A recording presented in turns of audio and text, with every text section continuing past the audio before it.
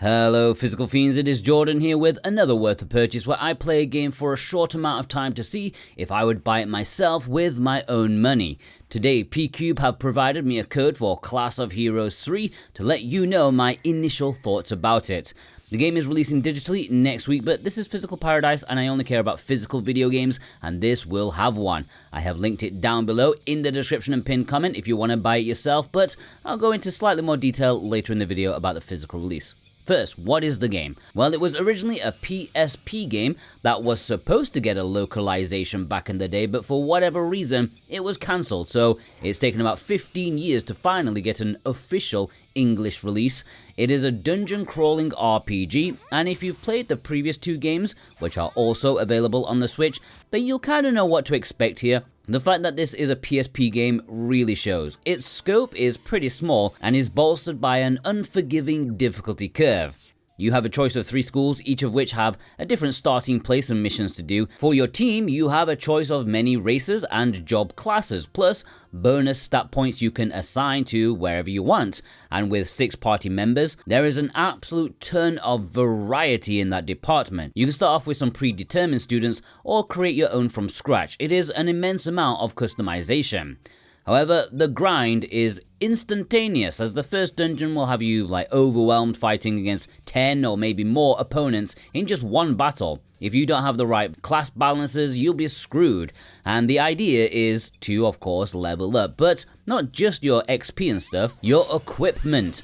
You can buy more equipment for sickeningly extortionate prices that are comfortably out of your price range, or you can do what the game really wants you to do and upgrade the equipment you find and even synthesize your own, which is a neat idea, but I found its implementation cumbersome, if I'm being very nice with my words. It's like they want to make it as much of a pain in the ass as they can. The menu system made for it is amateurish, and it's bizarre no one thought to bring up the idea of perhaps making it, more usable. I've only played for 2 hours, but I'm pretty sure I would have had the desire to play much longer if that part of the game was presented more acceptably. I could see it being addictive to see your weapons grow or make bigger, more powerful stuff, and as a key feature of the game with over 1,000 weapons in it, is perhaps the game's biggest selling point. Well, they ballsed it up. It's terribly implemented. Yeah, you can learn it and fumble your way around it. There's definitely an audience for this, but not for the casual gamer.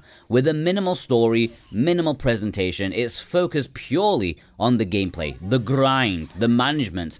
And while I can get behind that depending on the game, Class of Heroes 3 is not doing it for me. If you are into loot management and grinding the upgrades, then you'll probably like this, but I can't help but feel the game wants to waste my time. In terms of the physical release, it is very simple for this one. There is a standard edition on Nintendo Switch and PlayStation 5. That's it. Nothing complicated, no collector's edition. Nothing obscure, just a bog standard Western retail release.